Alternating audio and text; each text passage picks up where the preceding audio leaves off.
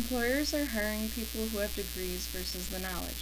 Since places like China can produce cheaper goods at a faster rate and create them more efficiently, more people are buying their goods. This means that the country that is getting imports from them is suffering. An example of this would be the United States. The U.S. has a 9.1% unemployment rate. 23% of their youth is unemployed. They have 4 times the amount of imports than they do exports. Because they bought so many cheap products and sent so many jobs overseas, they're now in a hole. They can't afford other goods. If America wants to get back on track, they need to do several things. The first thing is to stop praising degrees and start praising knowledge. That means that they need to stop focusing on resumes and start focusing on if the employee can do the job or not. In order to do this, possible employees must take a test called the can-do basis test. Everyone would have to perform some tasks that they will have to do on the job, and whoever does it the best will get the job. For example, teachers will have to learn several concepts and then teach it to a group of people.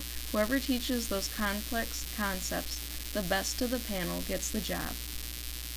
Just because you have a fancy degree doesn't mean that you're superior to anyone else. A degree doesn't mean that you understand the material well or that you're a superb teacher. It just means that you can follow directions. This concept will give everyone an equal chance for getting a job.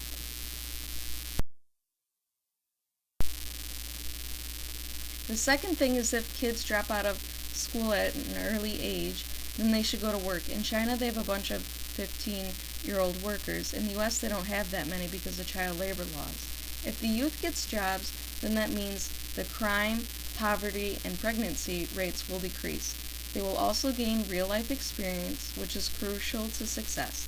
They'll also gain confidence in themselves because they're actually doing something and sticking to it. People around them won't think of them as lazy. This will also create specialization, which means that less mistakes will be made. That ultimately will save the business and consumers money. The third thing is that people need to stop shopping at Walmart. It has shelves upon shelves with stuff from China. Most of it has lead in it. A lot of people think that they're saving money by purchasing Chinese products, but they're not.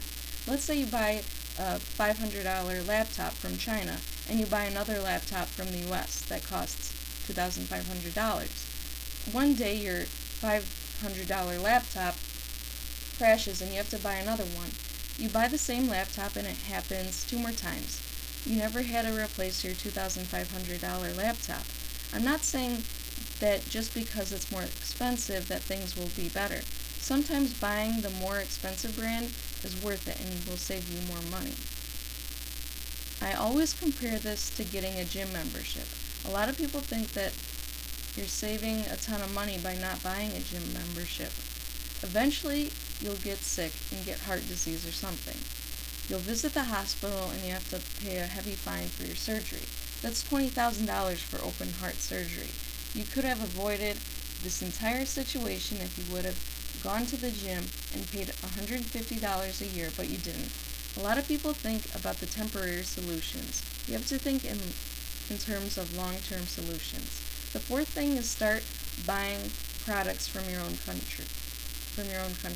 You'll employ people in your own community, and the fifth thing is stop donating to other countries. This may seem harsh, but it has to be done. America spends billions and maybe even trillions of dollars helping others.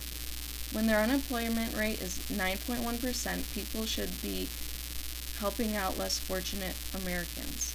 Remember that charity begins at home. Bird's Eye View 2011 said Americans should help the people in Louisiana that suffered from Hurricane Katrina. Instead, we helped out the people from Haiti and Chile. It's great that we want to help people out, but we shouldn't be doing it in our time of need.